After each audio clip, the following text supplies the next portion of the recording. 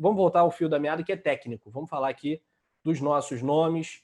O que a gente pode passar para a galera com relação ao novo nome que surgiu, João Pedro? Ao português, o José Peseiro. Que tal? Pois é, surgiu aí a informação do nosso amigo Pedro Henrique Torres, da ESPN, falando que o Flamengo já teve, inclusive, uma reunião com um técnico de 60 anos, ele foi auxiliar no Real Madrid durante muito tempo. É mais um português, né, Rafa? Pelo que a gente pode analisar, sem ter o contato direto, é que a preferência da diretoria é que seja um português, até por conta do idioma e tudo mais. Ele treinou, ele tem passagem lá pelo futebol, pelo esporte, pelo Porto, mas atualmente é o técnico da seleção venezuelana.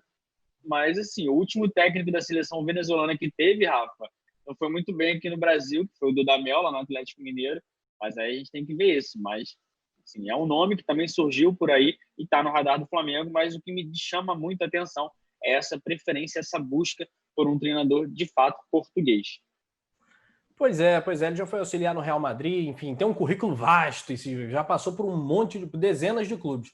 Agora, Nazário, você acha que faz sentido o Flamengo querer um português, assim, ter a preferência por um português? Faz tanta diferença assim?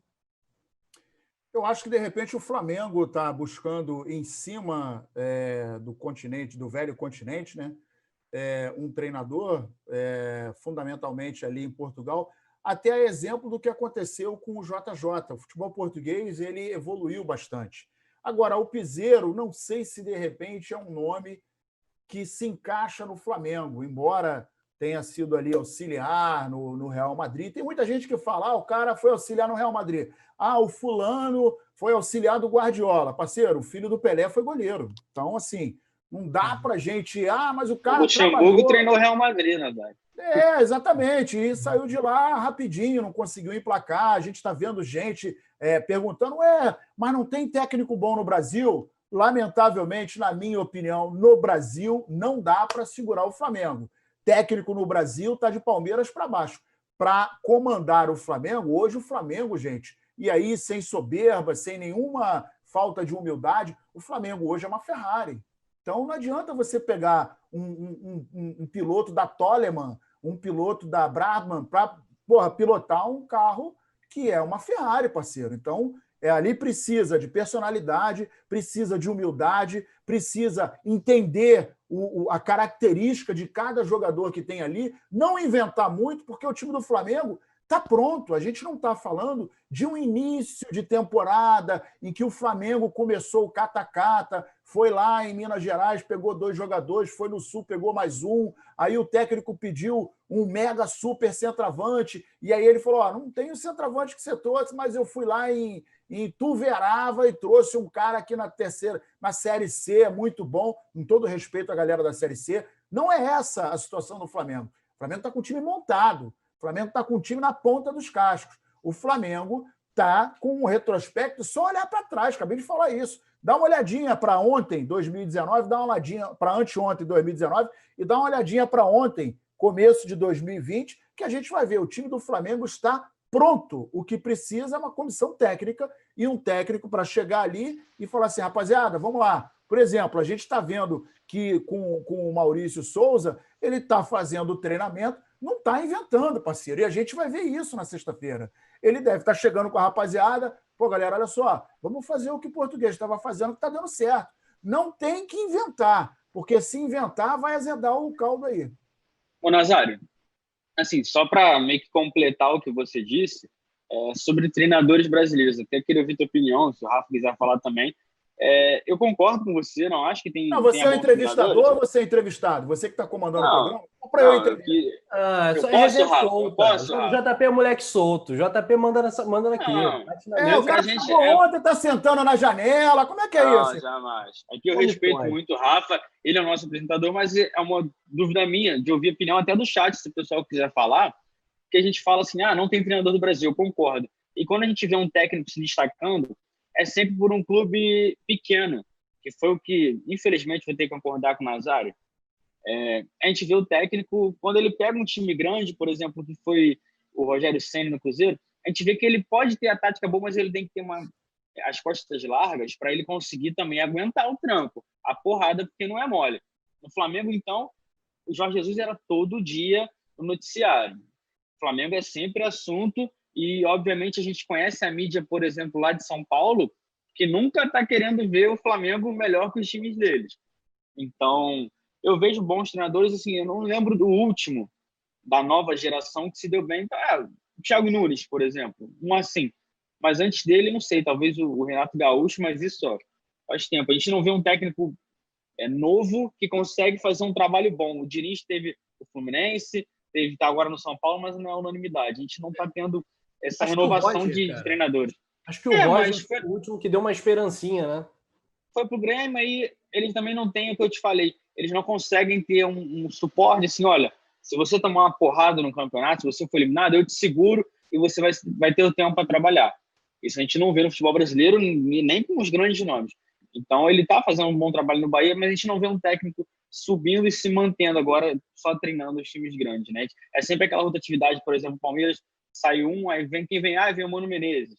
Aí sai depois, vem o Luxemburgo. São sempre a dança das cadeiras que a gente costuma falar, né? Não, mas agora eu vou ter que fazer um contraponto. Eu concordo com tudo que vocês disseram. Mas uma coisa é o Flamengo colocar que tem que ser um técnico europeu, mas vai lá na Europa, o Jardim diz que não quer vir para o Brasil, o Carvalhal fecha com Braga. Então a opção A dá ruim, a opção B dá ruim, a opção C depois tem alguma coisa também. Não adianta também trazer qualquer um.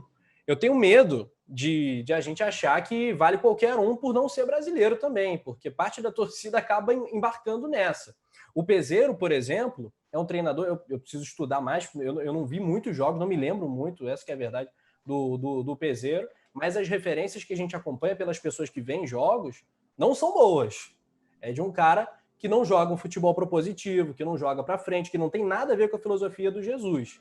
Então, trazer um cara porque ele é português ou porque ele está treinando uma seleção, eu acho complicado. Às vezes tu vai trazer o Celso Roth de lá e não tá nem sabendo. Entre trazer o Abel Braga de Portugal e trazer o Abel Braga do Brasil, tanto faz. São dois Abel Bragas, entende? Deixa o Mauricinho, pelo menos. A situação do Flamengo, e aí a gente vai acreditar no gelo no sangue do Marcos Braz, né? O Flamengo está numa posição bastante delicada pelo seguinte: mais difícil que conquistar é manter.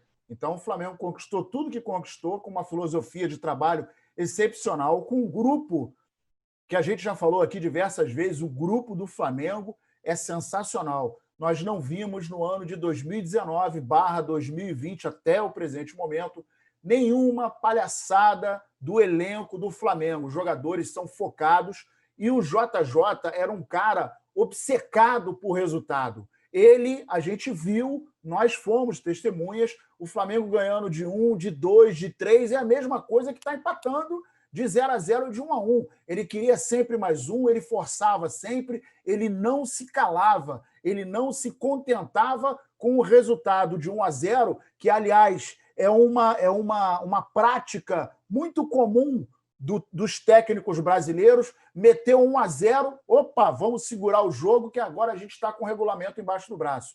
O JJ, assim como o elenco, não pensavam dessa maneira e não agiam se assim fosse necessário. A gente viu um 5-0 em cima do Grêmio e o Flamengo pressionando, o Flamengo marcando em cima, o Flamengo com a marcação alta e querendo fazer o sexto gol. Isso foi uma revolução dentro do futebol brasileiro.